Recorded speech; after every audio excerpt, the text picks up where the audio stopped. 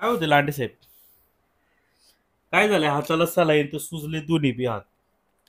काय आलं संदीप भाऊ थोडंसं दगदगीमुळं धावपळीमध्ये खरं तर गेल्या महिन्याभरामध्ये लगीन सराय पुढं पाणी टंचाई वर जलजीवन योजनेच्या योजना अपूर्ण आहेत.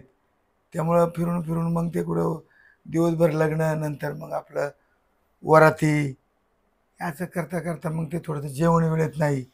त्याच्यामुळं ते गेलं टायफॉइडवर. त्यामुळं डॉक्टरने आता 7-8 दिवस विश्रांती सांगितली. आज खरं तर सणसुदी आहे, होळी आहे आणि आईनं होळीच्या दिवशी सुद्धा ॲडमिट राहावं लागलं. शेवटी तब्येत आहे, शेवटी कधी ना कधी माणूस आहे. जीवनामध्ये दगदग किती करावी, धावपळ किती करावी, त्याला पण मर्यादा असते. आणि म्हणून खरं तर खूप बरं आपला पश्चिम भाग मोठा आहे. वर आंबे हातीसपासून तो कोपऱ्या मांड्यापर्यंत सगळ्या लोकांचे प्रश्न घेऊन जावं लागतात. समाज आपल्या मागं उभा राहतो. मग जिथं फोन येईल तिथं जावंच लागतं. त्याच्यामुळे दगदग वाढली संदीप भाऊ. काय कशामुळे झालं टायफॉइड? म्हणजे हे उन्हात वगैरे फिरून? मग काय आलं आता ऊस तोड चालू झाले संदीप भाऊ. ऊस तोड चालू झाल्यामुळे ते नेमकं ते ऊसाची गाडी वावरामध्ये अडकली आणि पाणी सोडलं होतं एका साईडनं. ते रात्रीचा 12 गेला आणि ते पाणी सुटलं. पाणी सुटल्यामुळे ती गाडी तिथं पाणी गेलं, ती नेमकं गाडी स्लिप झाली. झाली तिथं मग बरेचसे 5-25 लोक मदतीला घेऊन तरी पण ते जास्त कष्ट करावं लागले. जास्ती कष्ट दगड उचलली कोण. तुम्ही आता नुकतीच आता आदिवासी भागामध्ये हे चालू केलेलं आहे. म्हणजे तुम्ही आजारी आहेत ठीक आहे. मला काही प्रश्न तुम्हाला विचारायचे होते. विचार का विचार तुम्ही हे टँकर चालू केलेले आहेत, ठीक आहे. तर अशी लोकांमध्ये प्रतिक्रिया आहे की तुम्ही एवढं वर्ष जिल्हा परिषदेचे सदस्य होतात, तुम्हाला आतापर्यंत तिथला पाणी प्रश्न का सोडवता आला नाही? जलजीवन मिशन सारखी योजना प्रत्येक गावामध्ये राबवली जाते, ती का पूर्ण झाली नाही? काय उत्तर देणार तुम्ही लोकांना? संदीप भाऊ, खरं तर जलजीवन योजना प्रत्येक गावामध्ये करण्यामध्ये माझा खारीचा वाटा आहे. प्रत्येक जागा असेल, उदाहरणातले विहिरी असतील खोदणे, प्रत्येक ठिकाणी पाठपुरावा करून प्रत्येक गाव तिथं पाणी घर तिथं नळ देण्याचा योजना चालू आहेत. परंतु अशा तांत्रिक अडचणी येतात आणि निधीची सुद्धा आता या लाडक्या बहिणीच्या याच्यामुळं ते ठेकेदारांना दिले नाही. त्याच्यामुळं माझ्या माहितीप्रमाणे दीपावलीपर्यंत या सगळ्या योजना चालू होतील. आणि असं कोण बोलत असेल त्यांना माझं धन्यवाद आहे, त्यांना सलाम आहे. बोलायचं सोपं असतं, करणं अवघड असतं.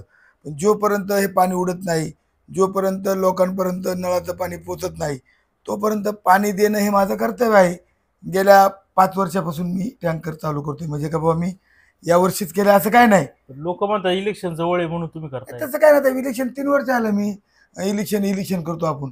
3 वर्ष आलं इलेक्शन, लागतंय जातंय येतंय उठतंय बसतंय. त्याच्यामुळे इलेक्शन म्हणून आपण कधी डोळ्यापुढं संदीपभाऊ काही ठेवत नाही. आता आपण बघताय 3 वर्ष जिल्हा परिषदवर प्रशासक प्रशासक आहे, तरी आपलं काम थांबलं नाही ना. आणि ह्या नळ पाणी पुरवठा योजना, रस्ते, हा विकास, त्याला अनेक लोकांची जबाबदारी आहे. बघ, त्याला खासदार साहेब आहेत, आमदार साहेब आहेत, मंत्री महोदय आहेत, सरकार आहे. देवराम लांडे एक निमित्त आहे. पण आदिवासी भागामध्ये काम करण्यामध्ये मला पहिल्यापासून माझ्या ते पाट्यावर पुंजलेलं आहे. कुठलाही प्रसंग असू द्या, मग पाणी टंचाई असू द्या, कुठं रस्ता असू द्या. आता मी अनेक रस्ते असे बऱ्यापैकी रस्ते मी असे हिवरेची जावळेवाडीचा रस्ता मी सोखर्चाने केला. निमगिरच्या खडाकवाडीचा रस्ता मी सोखर्चाने केला. देवळीच्या आत चव्हाणवाडीचा रस्ता मी सोखर्चाने केला. माझा स्वतःचा जीसीपी आहे. मला जेवढं शक्य होईल तेवढं मी करत असतो. आणि जेवढी माझ्यावर जास्ती टीका होईल ना संदीप भाऊ, तेवढे लोक मला माझं लोकमत वाढते. मी आता ठरवलं कोणावर आपल्यावर जरी कोणी बोललं तरी आपण कोणावर बोलायचं नाही. मी जर ते 1 टँकर 2 टँकर सुरू केले ना, बोलणार आणि 4 टँकर सुरू करावेत ना. कोणाला बंद नाही का? आत्ता हल्ली सुद्धा कोपऱ्या मांडवकून सकाळी मला फोन आला होता. बऱ्याचशा ठिकाणी असे पियाला पाणी नाही. आज देवळ्याचं सुद्धा वर चिंचल्याच्या वाडीला ते आता 15 दिवसानं टंचाई येणार आहे. तळमाचीला पण टंचाई येणार आहे. अशा आधी वर आंबे हातीतला पण टंचाई येणार आहे. तर माझं असं ह्या कोण माझ्यावर टीका करणार असेल किंवा काही भांडवल करणार, तर त्यांना माझी विनंती आहे का बाबांनो, देवाला म्हणजे 2 टँकर सुरू केले ना, तर तुम्ही 4 टँकर सुरू करा. लोकांना प्यायला पाणी द्या. मी समजायला माझ्या नातींचा वाढदिवस घातला एक, तर तुम्ही तुमच्या नातींचा घाला, तुमच्या भावाचा घाला किंवा तुमचा घाला ना. मी जर जिलेबी जेव्हा घातली तर तुम्ही त्यांना लाडू घाला, असं प्रत्येक कार्यकर्त्याला माझी ती विनंती आहे. त्याचा आता तुम्हीच तो विषय काढला वाढदिवसाचा. तुम्ही लोक तुम्हाला पैसे द्यायचे, तांदूळ द्यायचे, तुम्हीच एवढा लाखो रुपये कसे काय खर्च करता? संदीप हे भाई नक्की बघा, तुम्ही पैसे आणता हे कुठून? बघा, हा देखील लोक संदीप भाई बघा, तुमच्यावर आता टीका करतात. मी आता काय पदव नाही तुझ्याकडून पैसे आणील. मी 3 वर्ष आलं, मी खरं तर परिषद काही जिल्हा परिषद, मग आता 3 वर्ष मी काय जिल्हा परिषद जाते नाही. म्हणजे हे जे बिडबुडाचे आरोप आहेत ना, हे शक्यतो थांबवा. आता मी आजारी पडलोय कशामुळं? ऊसाची गाडी गुतली म्हणून. मी कष्ट करतोय ना, मी 10 एकर ऊस लावलाय ना, यांनी 15 एकर लावा ना, शेती करा ना. माझा JCB येते, यांनी JCB घ्यावा. मी माझ्या JCBचा कर्ज खरं तर मी याच्याकडून घेतला होता, आमच्या निमगिरी आदिवासी संस्थेकडून 25 लाख रुपये कर्ज घेतला होता. आता माझा तो कर्ज फिटत फिटत आलेला आहे. मी माझ्यावरती 46 लाख रुपये कर्ज होता म्हणून माझा अर्धा कारखाना बाद झाला. माझ्यावर पण कर्ज आहे ना. यांनी कर्ज काढावा, धंदा करावा, ट्रॅक्टर घ्यावा, JCB घ्यावा, कष्ट करावेत. पण विनाकारण देवराम लांडेला नालायक म्हणून यांना काय भेटणार आहे? आणि यांनी किती मला नालायक म्हणलं तरी संदीप भाऊ, जनता माझ्या बरोबर आहे. जनतेला माझ्या विश्वास आहे. आता मध्ये ते एक प्रकरण झालं. नाही, मी तुम्हाला तेच मुद्दा परत रिपीट करतो का, मग तुम्ही म्हणता का पैसे घेता समाजाचे वगैरे इलेक्शन लढवण्यासाठी, बरोबर? मग तिकडं तुम्ही 2-2 लाख रुपये खर्च करता, मग तुम्ही असं एकीकडं लोकांकडून पैसे घेता, दुसरीकडे एवढे महागडे कार्यक्रम ठेवता. महागडे कार्यक्रम मला देणारे आहेत ना, जसे मला मी लोकांना मदत करतो ना. आता माझा कार्यक्रम आहे ना राधा पाटीलचा, हा कार्यक्रम माझा सत्यवान बाळसराफ त्याने मला मदत केली, असं नाही ना. म्हणजे ते त्यांनी स्पॉन्सर केलं, त्याने स्पॉन्सर केलं सगळं, असं काही नाही. ते सगळं पैसे वगैरे त्यांनी हे केलं म्हणजे. हो, सत्यवान बाळसराफ माझा खूप जवळचा मित्र, प्रत्येक वेळा मला ते मदत करतात. मग त्यांनी जर माझा मित्र म्हणून त्याने माझ्या नातीच्या वाढदिवसाला एखादा कार्यक्रम ठेवला तर मला ना, हे बघा आता फोन चालूच असतात, म्हणजे फोन बंद नसतात, लोकांचे फोन आहेत. तर लोकांचे फोन येतच असतात ना. म्हणजे तुम्ही तो खर्च बाकीचे म्हणजे तुमच्या मित्र परिवाराने केला होता, हो, मित्र मग यांना परवानगी. का त्रास? यांना त्रास म्हणजे कसं, यांना माहिती आहे ना बा, 1 लाख लोक जमली. 1 लाख लोक जमल्याच्या नंतर देवराम लांडेची प्रतिमा वाढली. मग त्याला असं शिव्या देऊन, आता बा उदाहरणार्थ बा संदीप साबळे, बा आपला संदीप साबळे, तो काय संजय साबळे, संजय साबळे, तो काय माझा काय विरोधक नाही ना. पण त्याने काय कमेंट केल्या, खाजणीवाली का, वंचित उराडव घेतली का, ही बोलायची पद्धत नाही ना. तुम्ही जर एवढे शिकलेत ना, समजा संजय साबळे शिकलाय, प्राध्यापक म्हणतात, मग हा शब्द पडतो का त्यांना? भाषा चुकीची. भाषा चुकीची होती ना. देवराम लांडे म्हणजे या पक्षातून त्या पक्षाची खाजणीवाली का, यांनी वंचित उराडव घेतली, म्हणजे खाजणीवाली का, आणि एक बापाचा आहे का, 2 बापाचा आहे का, आणि काही इतकं म्हणजे अ, अ, न बोलण्यासारखं, निंदनीय असं बुवा.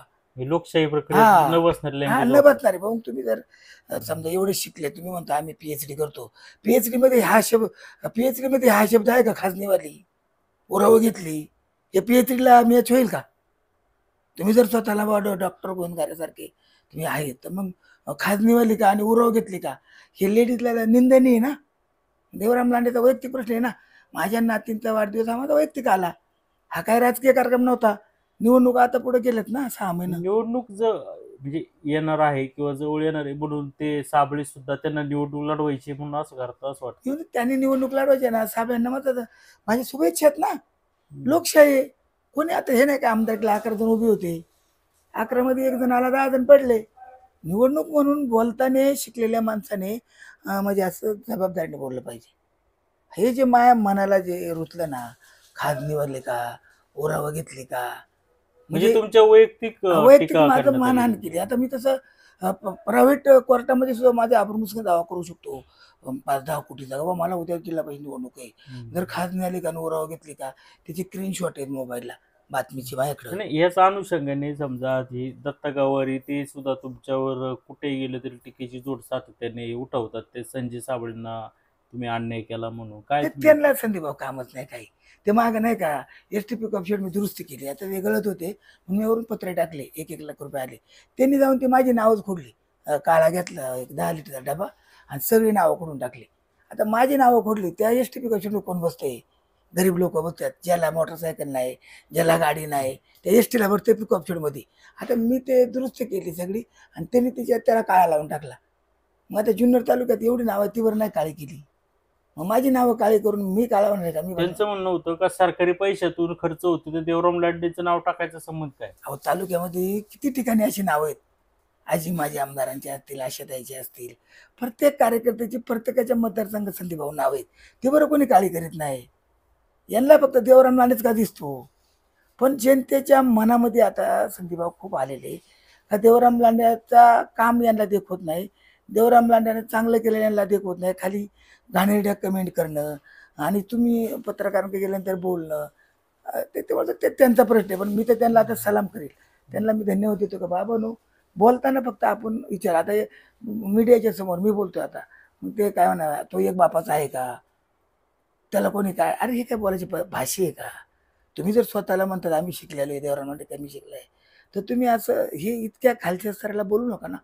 राजकारणा ठिकाणी तुम्ही दोघं बी आता तुम्ही शिंदे शिवसेनेत प्रवेश केला ते पहिल्यापासूनच होते गवारी, काय आहे नक्की तुमच्या दोघांना अजून बी जमत नाही काय? नाही काय नाही, मग हे बघा शेवटी शरद दादा ते बघल, आपण त्याच्यावर बोलणं किंवा दत्ता गावावर मी बोलून दत्ता गावाची ओळख करून देण्यात अर्थ नाही. शरद सोनवणे आमदार जे आहेत ते असं दापण्याचा प्रयत्न नाही करतात गवारींना, का नका टीका करू एका नाही पक्षाला. सांगतील ना ते, हॅलो दादांचं दादा बघ कसं आहे, दादा परफेक्ट आहे, दादा कार्यकर्ते ओळखतात. शरद दादा हा जनमानसातला नेता आहे, शरद दादा हा कष्टातून आमदार झालाय, त्याच्यामुळे शरद दादाला कार्यकर्त्यांची पारख आहे. माझ्यासारख्या कार्यकर्त्याला त्यांनी आज घेतलं आणि आज समजायला एकनाथ शिंदे साहेब मुख्यमंत्री होते, ते चार चार वेळा खुशी खुशी म्हणत होते. याचा अर्थ काय? म्हणजे तुम्हाला योग्य तो मान सन्मान दिला. हो असं नाही ना. शेवटी त्यामुळं उद्याला कुणाचं नाव घेऊन मी कोणावर टीका करणं किंवा मी दुसऱ्याला जर शिवाय देत राहिलो तर लोक मला काय चांगलं म्हणतील का? ते त्यांच्या लक्षात येत नाही. ते जेवढे मला शिव्या देतात ना तेवढं ते रिवाज जातात आणि त्यांना काय जनमानसामध्ये काय प्रतिमा आहे जगाला माहिती आहे, जनतेला माहिती आहे. त्याच्यामुळे आपण त्यांचं तुम्ही जे म्हणताय ना, मला तर आता मी असा निर्णय घेतला कोणावरच बोलायचं नाही. मग आता ते दत्ता असेल, मारुती असेल, संजू साहेबाच्या खांद्यावर बंदूक ठेवून मला शिव्या द्यायच्या, हे कितपत योग्य आहे ना? जर संजू साहेब जर माझ्यावर खालच्या पातळीवर घसरले असते तर हा प्रकार वाढलाच नसता ना. परंतु संजू साबळे आणि देवराम लांडे हा आमच्या दोघांचा वैयक्तिक पार्टी आहे ना. आमचं वैयक्तिक ते माझ्यावर घसरले, म्हणजे माझ्यावर फक्त संजय साबळेचं निमित्त करून तुमच्यावर टीका टिप्पणी करायची, मला शिव्या घालायच्या. पण त्यांनी शिव्या दिल्यानंतर लोक लगेच बाईट पाहिले की मला फोन करतात, साहेब काय नाही तुम्ही काय काळजी करू नका, आम्ही तुमच्या बरोबर येते. यांना जेवढं तुम्हाला शिव्या द्यायच्या तेवढ्या शिव्या तुम्हाला देऊ द्या. संजय साबळेबद्दल नाराजी आहे जनतेत. हा प्रश्न त्या ना संजय साबळेबद्दल लोक काय म्हणतात, संजय साबळे जर एवढा शिकलाय ना तर त्याने असं घाणेरड्या शब्दात नाही ना बोलायला पाहिजे. परत परत तो शब्द उच्चार करायला मला पण लाज वाटते. म्हणजे खास निवाले हा शब्द हा घाणेरडा शब्द आहे ना.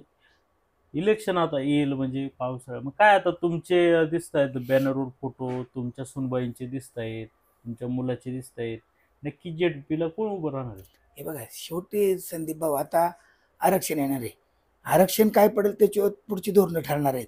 परंतु काम हे आपण थांबवायचं नाही. आता 3 वर्षे इलेक्शन म्हणजे पद नव्हतं, झेडपीला प्रशासक होतं, तरी 3 वर्षे तुम्ही सांगा मला कोणता कुठं कार्यक्रमाला मी थांबलो नाही. लगीन असेल, दसकरी असेल, धावपळ असेल. आता हे हा 2-2 हाताला आम्ही समजा हे सलाईन लावलंय, आम्ही आता मला 4 दिवस आराम सांगितलाय. आता तुम्ही मला बघायला आले बाबा कसं काय तब्येत आहे, सकाळी मोरे साहेब आलते, पण मी काम नाही थांबलो साहेब. हे तुमचं आउट जाते सारखं तुम्ही खूप हालचाल करताय, काय आता हे संदीप पहिलं काळजी घ्या. आता आता हे- विषय असा आहे, ठीक आहे तुम्ही कामात आहेत, मग आता काय तुम्हीच हे करणार आहेत की आता जरा थोडं ओझ खांद्यावरचं कमी करून मुलाचं सुनबाई कधी देणार? नाही, काम आम्ही हे बघा आम्ही लांडे कुटुंबाने समाजासाठी वाहून घेतले. माझी सुनबाई असेल, माझा मुलगा अमोला असेल, आम्ही सातत्यानं त्याची माझी सुनबाई हिवरे पाटीलला एक हळदी कुंकवाचा कार्यक्रम होता, नंतर ते तळेरांना मोठा महिला दिन होता 8 तारखेला. तुम्ही काय करणार पुढं? तुम्ही थांबणार की नाही आता कुटुंबात लोकं आरक्षणावरती सगळं ठरेल संदीप भाऊ, त्याच्यावर भाष्य करणं आता योग्य नाही वाटत. कारण आता आरक्षण काय येते उद्या यदा कदाचित जर आपल्या मतदारसंघात ओबीसीच पडलं, सगळं थांबलं ना, कुटुंब थांबलं, पण माझी सेवा नाही थांबणार. सेवा मी करीत राहणार, आरक्षण काय येऊ द्या, मी पदावर असो नाही तर नसो, पण मी ज्याच्यासाठी वाहून घेतले ते काम माझं करत राहणार. माझ्यावर कोणी टीका केली, कोण बोलला, त्यांची नावं घेऊन येळ घालवण्यापेक्षा काम करत राहायचं संदीप भाऊ. म्हणजे नाही आरक्षण आलं तरी नाही लढवता आली तुमच्या कुटुंबाला तरी काम करणारच. काम करणारच, समाजाचे प्रश्न सोडवणारच. आज विचार करा, समजा माझ्याकडे चुकून आरक्षण पडलं बाबा, मला नाही कुठं संधी भेटली, आरक्षणापुढे आपण काय करू शकत नाही, तरी पण माझी सेवा नाही थांबणार. काम हे मी रात्रंदिवस करत राहणार. माझ्या जीवाजीव आहे तोपर्यंत मी समाजासाठी, सर्व जाती धर्मासाठी. हा म्हणजे मी काही आदिवासी नाही, मी आता तालुक्याचा नेता झालोय. कारण पहिलं मी मर्यादित मतदारसंघापुरता मावळपट्ट्यापुरता होतो, पण आता जुन्नर तालुक्याने मला स्वीकारलंय, खुशी खुशी स्वीकारलंय. आणि आज 20,000 ते 25,000 मतदान मला भेटलंय. म्हणजे मी एवढा आता सध्या जनतेवरती मी खुश आहे. आणि म्हणून तो माझा शब्द जे आहे संदीप भाऊ, खुशी खुशी, तो महाराष्ट्रामध्ये पूर्ण गेला. किती फोन येतात दररोज हे विचारायचं?